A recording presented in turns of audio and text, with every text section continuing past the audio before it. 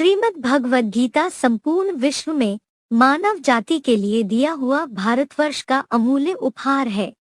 भगवद गीता ही एक ऐसा शास्त्र है जिसको सर्वशास्त्र शिरोमणि कहा गया है। ऐसी विलक्षण रचना है जिसको ही भगवान उवाच की मान्यता प्राप्त है, जो महर्षि वेदव्यास द्वारा रचित है। गीता के 18वें अध्याय के 75वें श्लोक में बताया है, व्यास प्रसादात अर्थात व्यास की प्रसन्नता से यह गीता ज्ञान हमको मिला है। यह शास्त्र अन्य शास्त्रों की तरह सिर्फ धर्म उपदेश का साधन नहीं, अपितु इसमें अध्यात्म के साथ साथ राजनैतिक, सामाजिक और व्यक्तिगत समस्याओं का समाधान भी है।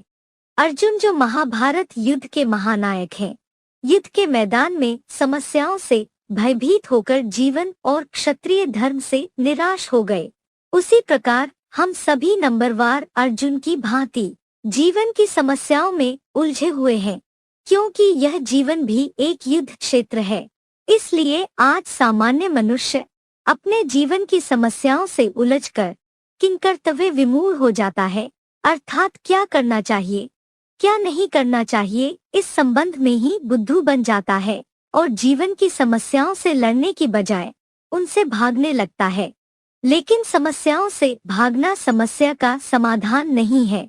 उन समस्याओं के समाधान के लिए ही भगवान अर्जुन के माध्यम से समस्त सृष्टि की मानव जाति के लिए ही गीता ज्ञान अभी वर्तमान समय में दे रहे हैं। जिस गीता ज्ञान के लिए यह समझा जाता है भगवान श्री कृष्ण ने द्वापर के अंत में यह गीता ज्ञान दिया है, परंतु गीता में एक भी ऐसा श्लोक नहीं है जिसमें बताया हो कि गीता ज्ञान द्वापर में दिया है, जबकि गीता के 18वें अध्याय के 66वें श्लोक में बोला है, सर्वधर्मान परित्यज्य मामेकम शरणं व्रज, अर्थात मठपंथ संप्रदायादि दैहिक दिखावे वाले सब धर्मों का परित्याग करके मुझ निराकारी स्टेज वाले शिव बाबा की शरण में जा।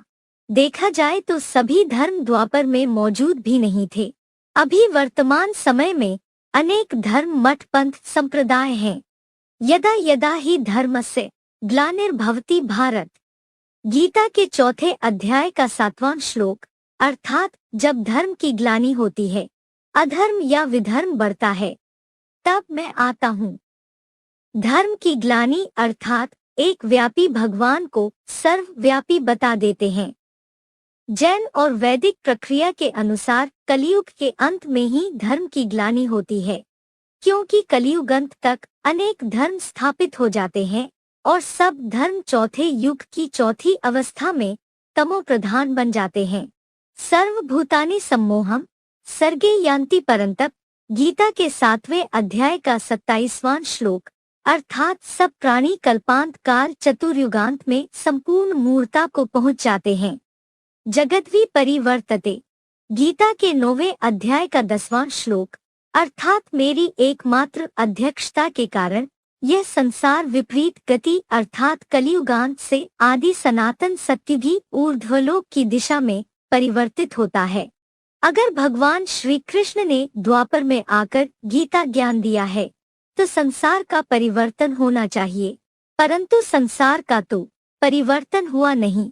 मनुष्य और ही अधर्मी, कामी, पाखंडी, अभिमानी, क्रोधी, अहंकारी, पशुओं के समान हिंसा का आचरण करने वाले हो गए और 16 कला सतयुग और 8 कला द्वापर से आज तक पूरा ही कलाहीन पापी कलयुग बन गया।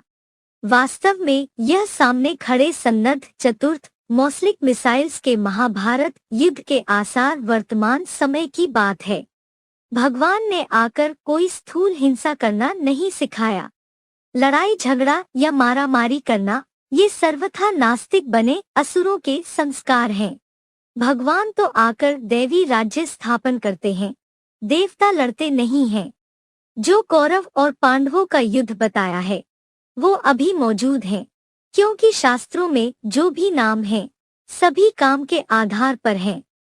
जैसे अच्छे या बुरे काम किए हैं वैसे नाम पड़ गए हैं, क्योंकि दुनिया नाम को स्मरण करती है। जैसे राम नाम पड़ा है, रमेते योगिनो यस्मिन इति रामः, अर्थात योगी लोग जिसमें रमण करते हैं उसका नाम है राम। ऐसे ही रावण राव्यते लोकान इति रावण, अर्थात जो लोगों को रुलाता है वो रावण है। उसी प्रकार कौरव संप्रदाय धृतराष्ट्र और उसके कुकर्मी पुत्र दुर्योधन दुशासन, जो सत्य धर्म के नाशक हैं, और उनको समर्थन देने वाले बड़े बड़े गुरु द्रोणाचार्य, भीष्म पितामह जैसे सन्यासी हैं, जो आज भी धर्म के विपरीत सत्य का सर्वथा विरोध करने वाले हैं। जबकि सत्य धर्म के स्थापक बेहद का पंडा शिव सुप्रीम सोल पांडु बाप के पांडव बच्चे युधिष्ठिर अर्जुन आदि भी मौजूद हैं, जो साक्षात भगवान का आश्रय लेने वाले हैं। यह कोई एक एक व्यक्तित्व की बात नहीं है, अपितु ऐसे आचरण करने वाले नंबरवार मनुष्यों की बात है। इसी समय ऐसा पूंजीवादी धृतराष्ट्र, जिसने अन्याय पूर्वक सारे भारत राष्ट्र की धन संपत्ति हड़प ली, गवर्नमेंट के ऐसे ऐसे नुमाइंदे बनकर बैठे हैं, जो लाखों का प्रॉपर्टी टैक्स लगवाते हैं। जिनको समाज का रक्षक होना चाहिए, वो ही पुलिस अधिकारी भक्षक बनकर जनता को प्रताड़ित कर रहे हैं। न्याय व्यवस्था अन्याय में बदल गई। पहले राजाओं के राज्य में धर्म के अनुसार न्याय किया जाता था, बिना किसी वकील की सहायता के तुरंत निर्णय भी मिलता था। लेकिन आज विदेशियों के द्वारा बनाए गए कोर्ट के न्याय की अपेक्षा करते करते प्राण भी चले जाएं, तो भी न्याय नहीं मिलता। इसलिए आज सच्चे लोग जेल में पड़े हैं और अपराधी जेलों में भी जेलर्स आदि के ऊपर गद्दी नशीन बनकर बैठे हैं। जैसे दुष्ट युद्ध करने वाले दुर्योधन दुशासन अबलाओं पर बाहुबल चलाते हैं, ऐसे खराब काम करते हैं, अधिकारों का दुरुपयोग करते हैं। कोई एक द्रौपदी की बात नहीं, अनेकों द्रौपदी समान कन्या माताओं पर रोज बलात्कारी अत्याचार किया जाता है। जिस भारतवर्ष में नारियों की पूजा की जाती थी, उसी भारत में आज नारियों पर पशुओं के समान अत्याचार किया जाता है। हिजड़ाई कानून की कोई रोकथाम नहीं। भ्रष्ट इंद्रियों का दुराचरण कराने वाली गवर्नमेंट को सहयोग देने वाले और बदले में मान मर्तबा लेने वाले द्रोणाचार्य और भीष्म पितामह जैसे बड़े बड़े वेतन भोगी विद्वान और सन्यासी भी हैं, जो अपने को शिवोहम कहते हैं, जबकि वास्तविक गॉड इज वन, असली भगवान सदाशिव ज्योति से बेमुख करा देते हैं। स्वयं की पूजा कराते हैं, अपने को श्री श्री 1008 या 108 की श्रेष्ठतम संगठन रूपी माला के जगत गुरु शिव सुप्रीम सोल का टाइटल लेकर एक व्यापी भगवान को सर्वव्यापी बताकर सबसे बड़ा अधर्म करते हैं और जनता को भ्रमित किए हुए हैं। इन सब अधर्मियों और इनके द्वारा फैलाए अधर्म का नाश करने के लिए ही भगवान इस कलियुगांत की सृष्टि पर आते हैं और गीता ज्ञान भीष्म पितामह जैसे सन्यासियों को अथवा विद्वान पंडितों द्रोण कृपाचार्यों जैसे वेतन भोगियों को नहीं, बल्कि अर्जुन जैसे गृहस्थियों को देते हैं। दूसरी ओर ऐसे भी हैं जो सफेद पोश धर्म के धुरंधर बने बैठे हैं और लगातार सत्य को दबाने के लिए करोड़ों रुपए सरकारी अफसरों, तांत्रिकों और मीडिया वालों को दे रहे हैं और अपना अल्पकालीन मान मर्तबा बनाए रखना चाहते हैं। उनके इन्हीं छद्म भेष में किए गए कर्मों के कारण जिन ब्रह्मा बाबा दादा लेखराज को भगवान मानते हैं, उनकी ही बेअदबी करते हैं और उनके बताए रास्ते पर न चलकर उनका ही मुंह बंद कर देते हैं, और ब्रह्मा बाबा भी मौन रहकर ठीक उसी तरह समर्थन कर देते हैं जैसे धृतराष्ट्र ने दुर्योधन दुशासन का किया था। इसी कारण आज संसार में ब्रह्मा के ना मंदिर हैं, ना मूर्ति और ना ही लोग याद करते हैं। इन्हीं कौरव संप्रदाय का मुकाबला 5 उंगलियों पर गिनने योग्य मुट्ठी भर पांडव आज भारत में प्रैक्टिकली प्रत्यक्ष रूप से कर रहे हैं। जिस आध्यात्मिक विश्वविद्यालय AIVV के सक्रिय सहयोगियों को समाप्त करने के लिए सन 1976 से ही विरोधी लोग लगातार प्रयासरत हैं। एक के बाद एक हमले इन छद्मवेशियों द्वारा कराए जा रहे हैं। सरासर कई झूठे आरोप लगाने पर भी सफलता नहीं मिली तो मात्र लाख रुपयों से बने AIVV कंपिला यूपी के लाखा भवन में सारी पब्लिक के बीच जैसे आग ही लगवा दी। ऐसे ही AIVV दिल्ली पिन कोड 110085 में रह रही 200-250 कन्या माताओं के निवास स्थान को दिल्ली नगर निगम वालों के द्वारा दो बार तुड़वाया गया, ताकि वो सभी बेघर हो जाएं और भाग जाएं। ऐसे ही ID एज प्रूफ दिखाने के बावजूद भी 48 बालिग कन्याओं को सरकारी नुमाइंदों में मीडिया द्वारा भी नाबालिग घोषित करा के सरकारी तबक्कों द्वारा ही 4 माह तक भी किडनैप करा के बंधक बना लिया गया। ऐसे अनेकों अपराध हैं जिनको भारतीय प्रजातंत्र के कानून का जामा पहनाया गया है। फिर भी AIVV परिवार युधिष्ठिर जैसा युद्ध में आदि से लेकर अंत तक स्थिर रहा है, छोड़कर भागा नहीं।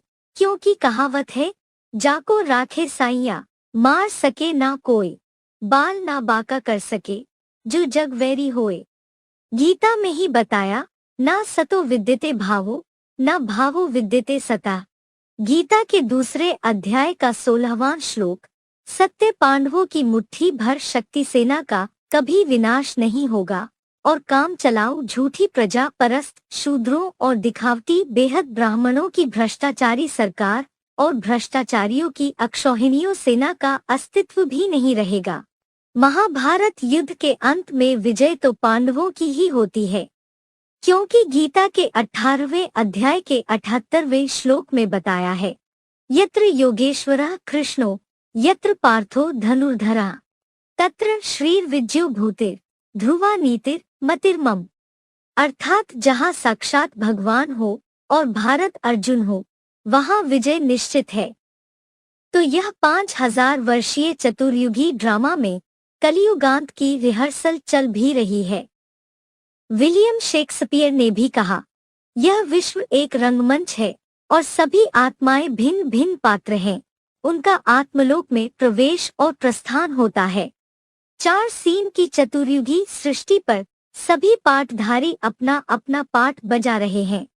हम सभी एक्टर्स हैं और डायरेक्टर सदाशिव ज्योति पर्दे के पीछे है, जो इन आँखों से दिखाई नहीं देता है। वो ही गीता ज्ञानदाता है, क्योंकि वो अगर्भा अभोक्ता और निराकार है, जन्म मरण से न्यारा है। इसलिए गीता में उसको अजन्मा अकर्ता अभोक्ता बताया है। कृष्ण के लिए अजन्मा अकर्ता अभोक्ता नहीं कहेंगे, क्योंकि उनका तो माता के गर्भ से जन्म भी होता है, कर्म करते दिखाया भी है, सामान्य मनुष्यों की तरह जीवन के सभी सुखों को भोगते हुए दिखाया है। और गीता तो पहले निराकारवादी रचना थी, बाद में कृष्ण उपासकों ने उसमें कृष्ण का नाम डाल दिया है, जो बात देशी विदेशी विद्वानों ने भी स्वीकारी है। वो निराकार भगवान सदाशिव ज्योति अर्जुन के मुकर्रर शरीर रूपी रथ में ही आकर प्रवेश करके गीता ज्ञान देते हैं। कोई स्थूल रथ की बात नहीं है। कठोपनिषद 1:3-3-4 में बोला है, आत्मानं रथिनं विद्धि शरीरं रथमेव च बुद्धिं तु सारथिं विद्धि मनः प्रग्रहमेव च इंद्रियाणि हयानाहुः। आत्मा को रथी समझ और शरीर को रथ समझ, बुद्धिमानों की बुद्धि शिव ज्योति को सारथी समझ और चतुर्मुखी ब्रह्मा के मन को लगाम समझ, अर्जुन की इंद्रियों को घोड़े समझ। वो निराकार ज्योति बिंदु ज्योतिर्लिंग गीता ज्ञानदाता अर्जुन के साकार शरीर रूपी रथ में प्रवेश करता है। गीता के 10वें अध्याय का 2 श्लोक, न मे विदुः सुरगणा प्रभवम न महर्षयः, अर्थात मेरे उत्कृष्ट जन्म को न सत्युगी देव और न द्वापरयुगी महान ऋषिजन ही जानते हैं। जबकि कृष्ण का जन्म तो सामान्य मनुष्यों को भी ज्ञात है। सामान्य रूप से माता के गर्भ से जन्म हुआ था, परंतु भगवान तो अगर्भा है, क्योंकि वो गीता के 11वें अध्याय के 54वें श्लोक के प्रवेष्टुम अनुसार परकाया प्रवेश करके ज्ञान का बीज डालता है। गीता के 14वें अध्याय के 3 श्लोक में बोला है, मम योनिर महद ब्रह्म तस्मिन् गर्भम दधामे हम, अर्थात मेरी योनि रूपी माता महद ब्रह्म 4 संगठित मुखों वाला महान ब्रह्मा है, जिसमें आकर मैं आत्मज्ञान का बीज डालता हूँ। महाविनाश के समय मनुष्य सृष्टि वृक्ष के बीज बाप अर्जुन आदम की अपरा प्रकृति देह रूपा परमब्रह्मा में पड़े उस बीज से सब प्राणियों की नंबर वार उत्पत्ति होती है, जिस गर्भ के बारे में अन्य शास्त्रों में ऋषि मुनि भी उसे सच्चा सच्चा हिरण्य गर्भ कहते हैं। इस शब्द का प्रथमतः उल्लेख ऋग्वेद में आया है, जो अंडाकार ज्योतिर्लिंग के समान है, जिससे सृष्टि की उत्पत्ति हुई है। गीता के 9वें अध्याय के 7वें श्लोक में बोला है, सर्वभूतानि कौन्तेय प्रकृतिम यान्ति मामिकाम कल्पक्षे पुनस्तानि कल्पादो विसृजामि हम। अर्थात हे कुंती पुत्र, कल्पांत काल में सब प्राणी मेरी निराकारी स्टेज धारण करने वाली इसी प्रकृष्ट शरीर रूपी कृति शंकर के अव्यक्त ज्योतिर्बिंदु आत्मिक भाव को पाते हैं, और कल्प के आदिकाल से मैं उन्हें फिर से सृष्टि के लिए आत्मलोक से नंबरवार छोड़ देता हूँ। गीता के 2 अध्याय के 17वें श्लोक में बोला है, अविनाशी तु तद्विद्धि येन सर्वमिदं ततम् विनाशमव्यस्यास्य न कश्चित् कर्तुमर्हति। अर्थात जिस मनुष्य सृष्टि के बीज रूप आदम या आदिदेव शंकर के द्वारा यह संपूर्ण विश्व विस्तार को पाया है, उसको तो अविनाशी जान। इस अव्यय पुरुष शंकर का प्रलय काल में भी विनाश करने के लिए कोई भी समर्थ नहीं है। जबकि कृष्ण को तो एक बहिले ने तीर मारा और उनकी मृत्यु हो गई।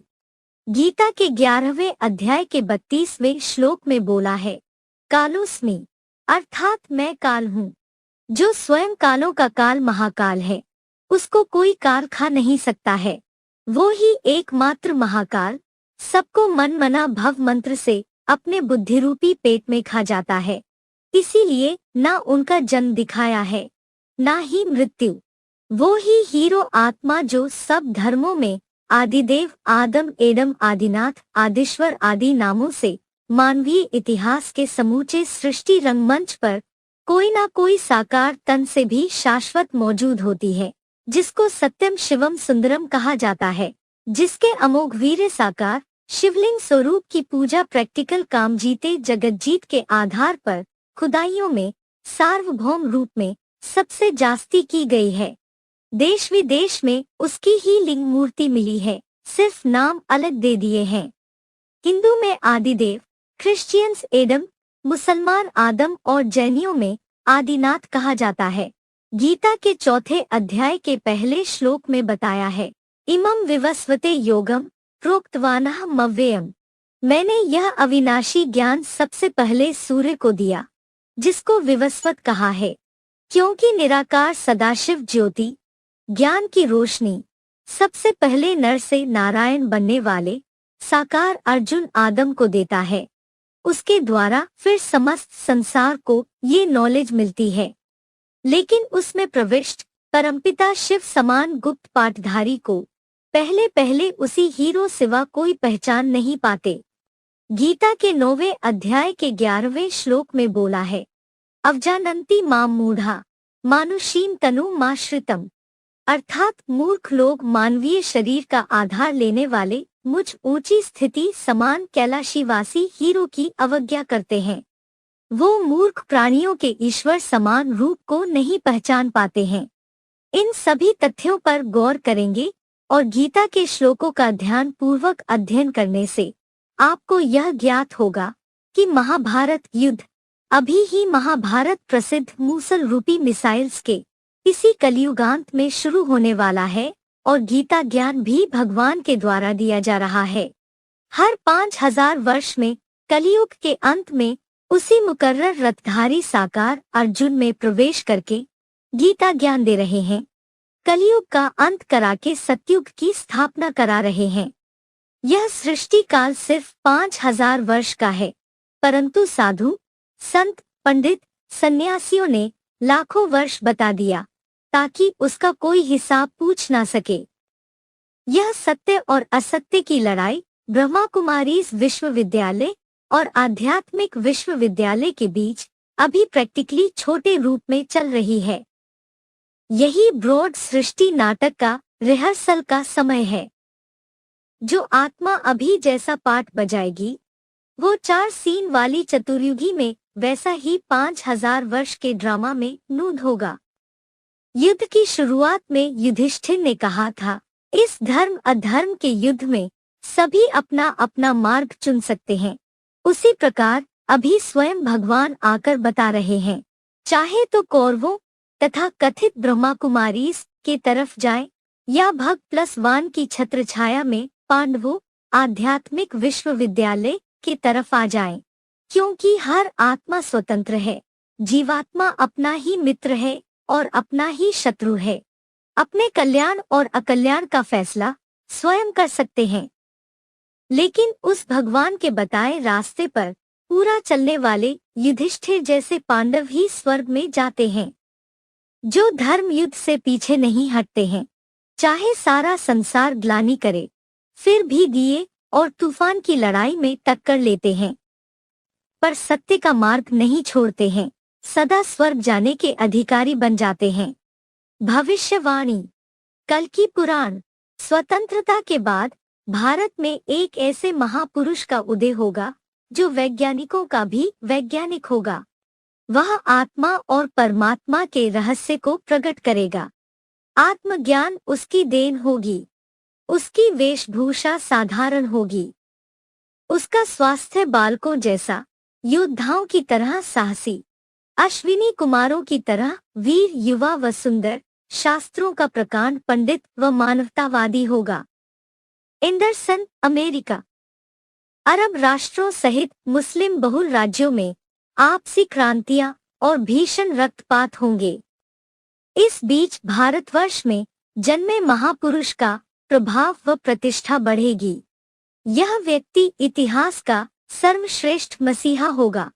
वह एक मानवीय संविधान का निर्माण करेगा, जिसमें सारे संसार की एक भाषा, एक संघीय राज्य, एक सर्वोच्च न्यायपालिका, एक झंडे की रूपरेखा होगी। Gerard क्राइसे, Holland. भारत देश में एक ऐसे महापुरुष का जन्म हुआ है जो विश्व कल्याण की योजनाएं बनाएगा। Joule burn. संसार के सबसे समर्थ व्यक्ति का अवतरण हो चुका है। वह सारी दुनिया को बदल देगा। उसकी आध्यात्मिक क्रांति सारे विश्व में छा जाएगी।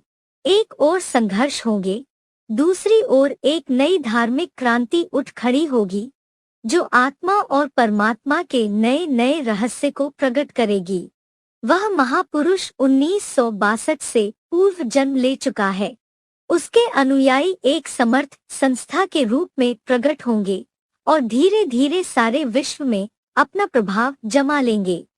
असंभव दिखने वाले कार्य को भी वे लोग उस महापुरुष की कृपा से बड़ी सरलता से संपन्न करेंगे। प्रोफेसर कीरो। भारत का अभ्युदय एक सर्वोच्च शक्ति के रूप में हो जाएगा, पर उसके लिए उसे बहुत कठोर संघर्ष करने पड़ेंगे। देखने में यह स्थिति अत्यंत कष्टदायक होगी, पर इस देश में एक फरिश्ता आएगा जो हजारों छोटे छोटे लोगों को इकट्ठा करके उनमें इतनी आध्यात्मिक शक्ति भर देगा कि वे लोग बड़े बड़े बुद्धिजीवियों की मान्यता मिथ्या सिद्ध कर देंगे। गोपीनाथ शास्त्री। अवतारी महापुरुष द्वारा जबरदस्त वैचारिक क्रांति होगी, जिसके फलस्वरूप शिक्षण पद्धति बदल जाएगी। वर्तमान शिक्षा प्रणाली केवल पेट भरने तक ही सीमित है। कथित आत्मज्ञानहीन बुद्धिजीवियों से लोगों की घृणा होगी। भारतवर्ष का एक ऐसा धार्मिक संगठन नेतृत्व करेगा जिसका मार्गदर्शक स्वयं भगवान होगा। धार्मिक आश्रम जन जागृति के केंद्र बनकर कार्य करेंगे।